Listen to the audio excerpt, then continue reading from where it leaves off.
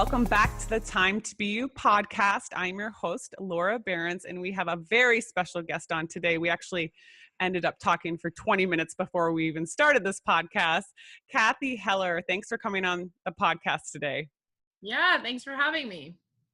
So for anyone that hasn't already maybe listened to your podcast, do you want to give them a little background on what you do, what your podcast is about, and your songwriting and everything behind that? Sure. First of all, I think you're super awesome. I've been Thanks. looking at what you've been doing and I'm like, it's so smart. And I can't believe that those things were never in the market, or at least I had never seen them. And I love that you had so much empathy for moms and you're being very resourceful, and it's really cool to see you being successful. So way to go.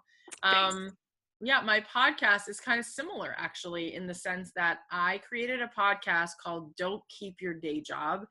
It's really a platform to help people figure out, what do they really want to do? What gift, what talent, what thing brings them joy that they'd really wish they could do full time as a business? Because I do think that that is one of the best ways for us all to make the world better. Like, you had this idea that combined two things that you knew something about and felt passionate about. One was working out and one was being a mom. And so then therein lies a way for you to have empathy for other people and then contribute something, and look at you, like making a business, doing stuff you love. And it's the same thing with my life. Like, I'm sure we'll get into some of this at some point, but you know, I had different day jobs and I was like, I want to do something that I really love. And if you're really resourceful in your life, why can't you figure out a way to be happily doing things that you're good at and being paid for them? And then you're offering the thing that you're supposed to be doing that makes the world better. Like, everyone has a slightly different gift and everyone is unique. Like, every person has a different fingerprint, which means everyone has a different imprint to make, literally. So I feel like a lot of the world is suffering from being unhappy. And I think mostly it's because they just never got, you know, into alignment with like who they really are and what they really can offer. And I think that the opposite of feeling depressed is feeling a sense of purpose. And so I started this podcast because I wanted to encourage people to try things, not be perfect, know themselves better, and figure out once and for all, like, what do I really want to contribute and be happily doing things. And so on my podcast, we interview a lot of creative entrepreneurs, like the makeup artist Bobby Brown and the designer Jonathan Adler and the author Emily Giffen and the actress Jenna Fisher. Lots of successful people who did the thing that they really wanted to do. And it's really fun to have those conversations. Like, how did you get from there to here? And how can anyone listening, you know, gain insight? So that's what the podcast is about. We started it 1.5 years ago, and it's been super fun. And it started out as a side hustle to my music business. And so it's kind of funny how now that's kind of become my main thing. My music is now on the side. Yep. And I think that, you know, a lot of listeners might, you know, still be in a corporate job and they're thinking about transitioning to entrepreneurship. And I know for myself, I was in, you know, lots of corporate jobs, and there was always stuff that I liked about it and things that I was doing in that corporate job that I was like, okay, this is my gift. I'm really good at selling or business development, or when I was in the music industry, I'm good at pitching, but it wasn't mine, you know, and I still had to follow their rules, and I had to go into work at a certain time and leave at a certain time. And I think with also becoming a mother, we need flexibility. And there's so many moms out there today that are like, okay, I need more flexibility. I need to get off early to pick up my son or daughter. I want to go to a soccer game. And so a lot of moms are transitioning into, okay, what would entrepreneurship look like for me? What could I come out with? What could I sell? Do I have a service? Do I have a product? And you know, what your podcast is really in line with ours as well. It's about time to be you. You know, who are you? You know, think about, you know, those passions that you're, you know, dying to do. Or, you know, I think a lot of people just need to sit down and go, okay, what do I like to do? If I could envision my day from start to finish, what would it be? What would I be doing? Where would I be helping people? So I think that that's awesome. And I listen to your podcast all the time, by the way. I love it.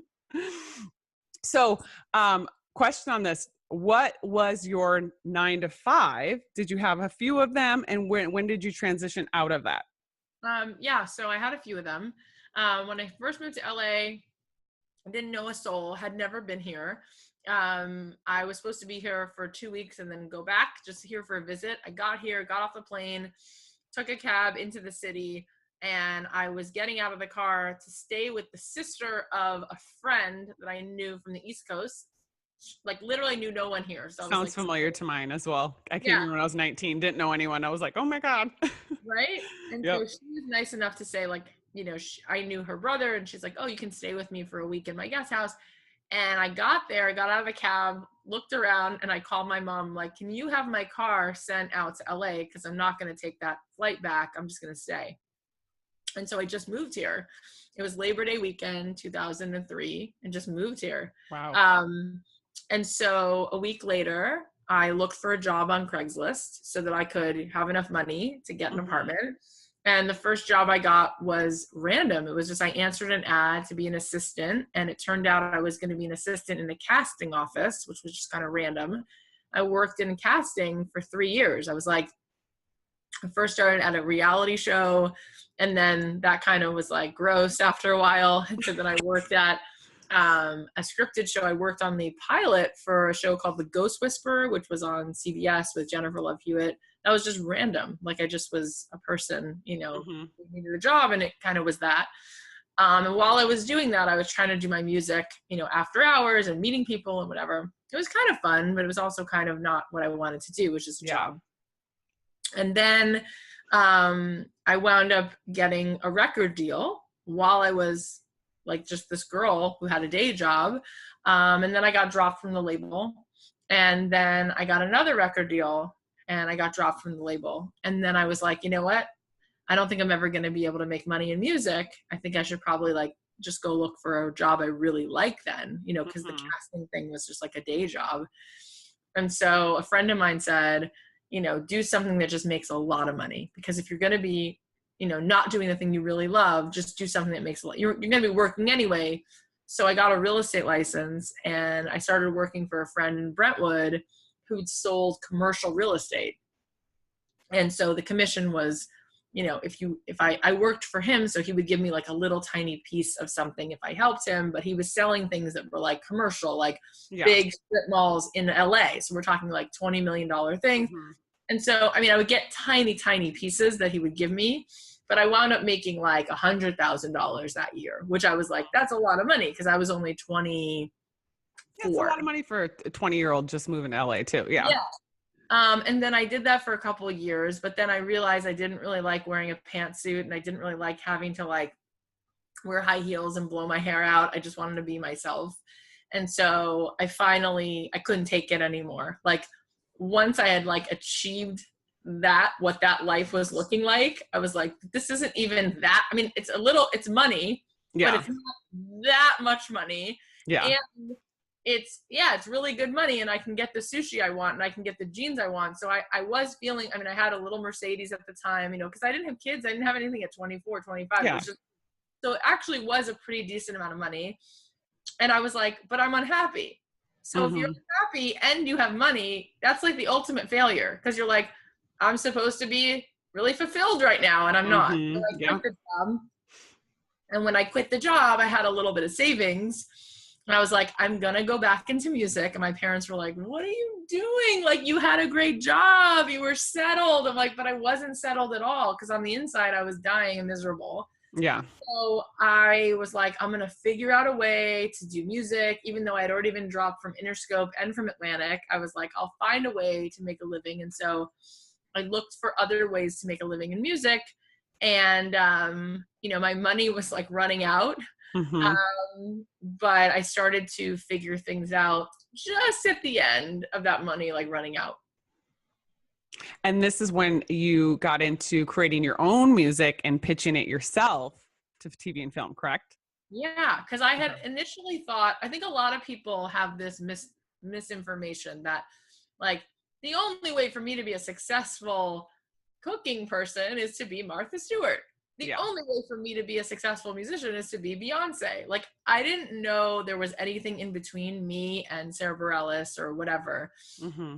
So I'm like, I want to be a songwriter. I need to get a record deal and sell out stadiums. But I got dropped because that really isn't my gift. Like, I'm not that superstar, superpower vocalist like those people. Like, I just have like a nice voice and I write nice songs. And like, something about me was good enough that I got recognized, but then it doesn't really pan out. And I agree. Like, I don't think I have that Olympian strength that these superstars have.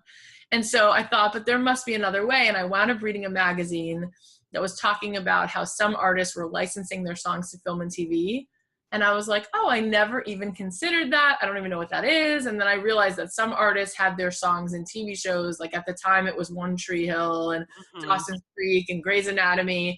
I was like, oh, you can make a living that way. And then I realized, like, you could get songs on TV shows, you can get songs in ads. And if you get a song in a McDonald's commercial, they give It's you a lot of money. $50,000. Yeah. So I thought, oh, I've never thought about writing songs and sending them to ad agencies. And so then I had to figure out something really cool, which was a major game changer, which was I had to think about solving problems. I mean, kind of like what you did with your line. Mm-hmm. I realized in that moment that if I wanted to make a living with music, that the difference between the hobby of writing music and the business of it would mean I would have to make something that somebody else found useful or cool, that they wanted to spend money on it. So I started thinking about, who would be the buyer? What do the ad agencies look for? What kind of stories do they tell? What are the lyrics about in these Apple commercials, in these Nordstrom commercials? What are the songs about? Oh, they're about brand new. Oh, they're about, overcoming something. Oh, they're about being together and happiness. And I was like, okay, I kind of get these songs. They're really like uplifting, anthemic, take on the world, you're an original. And so I was like, well, that's inspiring. I could be legitimately inspired by that. So I started going into the studio, writing songs like that. And then I would tell my producer, listen to what it sounds like. And then he'd be like, oh, I get it. I kind of get what they're using instrument wise. Like, this is the vibe. And we would try to create a similar like party kind of vibe or an uplifting vibe, or some of the ads like ukulele. And we'd use it. You're allowed to use the same. You're not allowed to steal melodies, but you can be inspired and say, they're using these kinds of drums. You can use drums. You can use you can use a piano, whatever. Yeah. And so I started to be successful with that. And I had my songs in Kellogg's and Hasbro and Disney and McDonald's and Walmart. And I started making a couple $100,000 a year. And I thought I had hit it. I thought I was done. I thought that was it for me. I was like, I'm going to do this forever. This is amazing. And then, it's like anything. After you achieve a certain thing, you're like, hey, what's the next? Yeah. So it changed a little bit. And then I kind of grew my business in ways I didn't even intend to. And, because I know how hard it is, pitching in the music industry.